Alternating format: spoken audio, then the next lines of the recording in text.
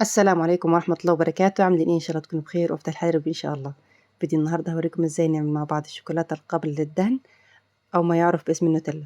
هوريكم طريقة سهلة وعبقرية كده هتخليكم تعملوها اقرب ما يكون للنوتيلا الاصلية، وتكون طريقة اقتصادية وطعم لا يقاوم. ممكن نستخدمها لحشوات كتير او دهن الكيك او الدوناتس، وممكن برضو نقدر نستخدمها في وصفات تانية كتير.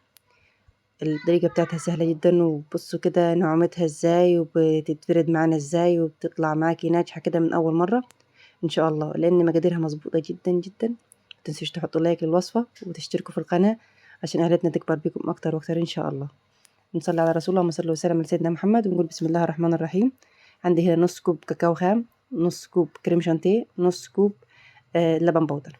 وعندي هنا كيس نسكافيه او بديل النسكافيه. انا هنا ما بستخدمش نسكافيه طبعا، احنا تبع المقاطعه بنستخدم بديل النسكافيه بطعم البندق. تمام. هنا نزلت كوب ميه، نقدر ننزل برضو بديل ليه لبن. فانا هنا نازله ميه عشان عمر الوصفه يكون اكتر معايا في التلاجة. تمام. عشان اللبن ليه وقت معين معاك في الوصفه دي، فانتي هتشتغلي هتخلي كميه على قد اسبوع، وبعد كده الكميه الباقيه هتخليها ايه في الفريزر. نزلت هنا بالبديل النسكافيه اللي هو بطعم البندق. اول ما تسخن معانا كده كويس، بس ما نخليهاش تغلي، تسخن كويس كده وتدوب المكونات كويس مع بعض. هيكون عندي هنا نص كوبايه شوكولاته. انا هنا مستخدمه شوكولاته كوفرتينا، تقدري تستخدمي اي نوع شوكولاته متوفر عندك. رشه الملح دي ضروريه جدا جدا جدا، بتظبط معنا الطعم وبتخليه خرافي بجد.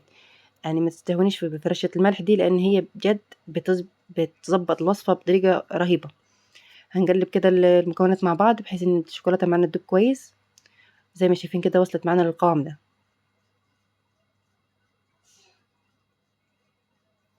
بعد كده هجيب الخلاط بتاعي وهنزل كده بعد ما تكون بردت معانا تمام، نتأكد ان هي بردت تمام. بعد كده ننزل بيها في الخلاط.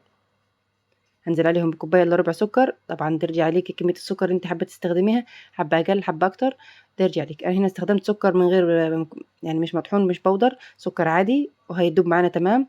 عندي هنا برضو نص كوب الكاكاو حطينا نص كوب الكريم شانتيه، والزيت هنا عندي كوبايه الا ربع سبتها على جنب. زي ما شايفين كده المكونات في الخلاط اختلطت كويس، حسيت ان السكر داب معانا كويس. بعد كده هنزل بسرسوب رفيع كده من الزيت، زي ما شايفين كده معانا بالشكل ده.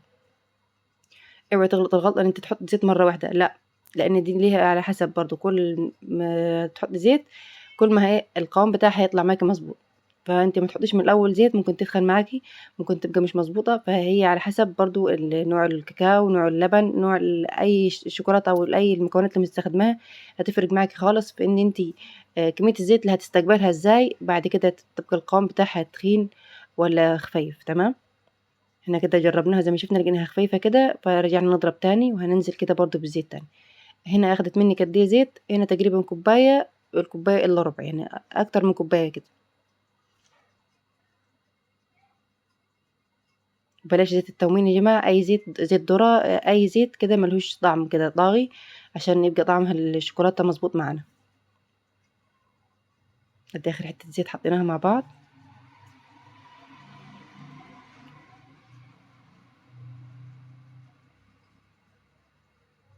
هنشوف برضو القوام كده تاني،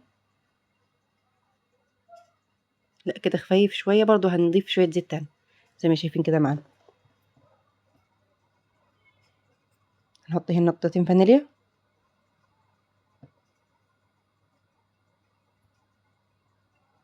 بعد كده نرجع نغطي على الخلاط ونضرب تاني.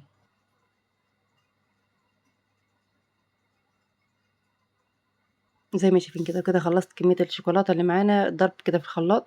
اهم حاجة ما تقدرش تضربي فيها على طول، ادي الخلاط كده شوية ياخد نفسه، وبعد كده نكمل ضرب. بصوا كده القوام اللي احنا عايزين نوصله، شايفين ازاي؟ لو انت حابة اتقل منه ضيفي شوية زيت، بس القوام ما تقلوش عن كده، لان لو تقل عن كده هيبقى حاجة مش حلوة خالص. عندي هنا علبة بتاعت النوتيلا كده، هنزل بيها كده بصوص الشوكولاتة اللي احنا عملناه، او الشوكولاتة قبل الفرد، او بديل النوتيلا. بصوا كده نازلة ازاي كده في البرطمان.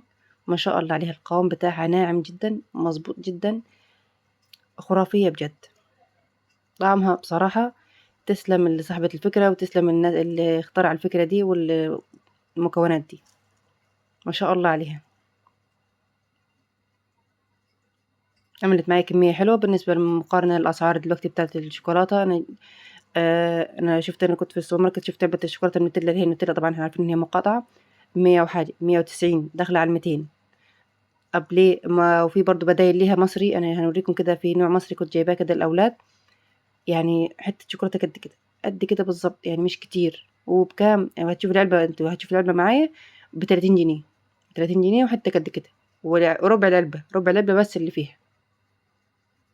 بُصّوا كده الكمية اللي إحنا عملناها إزاي مع بعض، وبمكونات يعني مش كتير، وبتكاليفها برضه مهمًا كانت برضه مش هتوصل للتكلفة اللي إحنا بنشوفها برّه دي، والأسعار الغالية اللي برّه كده. بُصّوا القوام بتاعها عامل إزاي، شايفين المَطّة بتاعتها كده والقوام بتاعها ما شاء الله عليه، مضبوط، مضبوط، مضبوط. زي ما قُلنا نقدر نستخدمها في دهن الكيكات، ممكن نستخدمها في حشو الدوناتس، ممكن كده برضه في الكريب، في أي وصفات أنتِ محتاجة شوكولاتة بصراحة هتكفّي وتوفّي معاكِ دي ما شاء الله عليها. هي الشوكولاتة اللي أنا كنت مشترياها بُصّوا كده، كانت معبّية لحد هنا والله العظيم، أقسم بالله العظيم أنا مشتريها كانت متعبّية لحد هنا، يا دوب حشيت منها مرتين للأولاد ساندوتشات، ويعني ما حشيتش كتير، يا دوب ب30 جنيه. بُصّوا كده إحنا الكمية اللي عاملينها بصراحة أحلى في الطعم، مش عشان أنا اللي عاملاها لأ، والله العظيم، والله العظيم أحلى منها 100 مرّة كطعم وكقوام وكشكل وكريحة. بصراحة أنا خسارة الفلوس اللي أنا كنت بادفعها الأول كده في الوصفات دي، من بعد ما عرفت الوصفة دي استحالة إننا نشتريها تاني. في آخر الفيديو كده ما تنسوش تعملونا بلايك لو لحد دلوقتي ما حطيتوش لايك، وتشتركوا في القناة عشان يا ريتنا تكبر بيكم أكتر وأكتر. وإن شاء الله نشوفكم على خير في فيديو جديد أحبائي في الله. كانت معاكم خلود السيد، قناة أصل أكل مع خلود. واستنوني الفيديوهات الجاية إن شاء الله، هنعمل بدايل كتير مع بعض هتنفعنا كده بدل الحاجات كده اللي بقت غالية والأسعار بقت غالية علينا. وإن شاء الله نشوفكم على خير في فيديو جديد أحبائي في الله، مع السلامة.